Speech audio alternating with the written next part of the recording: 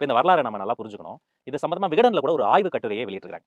2016ஆம் ஆண்டு வரைக்கும் பல்வேறு குளறுபடிகளுக்கு மத்தியில ரேஷன் கடைன்ற ஒரு அமைப்பு இருந்தபோது, அப்ப வந்து ஒரு ஆளுநர் நினைவு சரியா இருக்கும்னா கிரண் பேடின்னு நெனைக்கிறேன். அதுல பல குளறுபடிகள்லாம் இருக்கிறதெல்லாம் பார்த்துட்டு, இந்த ரேஷன் கடைய வந்து டைரக்ட் பெனிஃபிட் அதாவது அந்த பயனாளர்களுக்கு அக்கவுண்ட்ல வேணா காசு போட்டுறலாம், ரேஷன் கடைய வேணாம்னு மூடியிருக்காங்க. அதுக்கு பிறகு 2016க்கு அப்புறமேட்டு 2024 வரைக்கும் ரேஷன் கடை இல்ல. அப்ப ஆல்ரெடி அந்த ரேஷன் கடைகள்லாம் இருந்ததுல பல வாடகை கட்டடங்களா தான் இருந்திருக்கும். அதையெல்லாம் பூட்டு போட்டுருக்காங்க. பூட்டின கட்டடத்துக்கு இவங்க சரியா வாடகை கட்டணும்ல. வாடகை கட்டல. இப்ப 2024ல பல்வேறு அழுத்தங்களுக்கு பிறகு என்ன முடிவு பண்றாங்கன்னா, இந்த ரேஷன் கடையில இலவச அரிசி குடுக்கலாம்.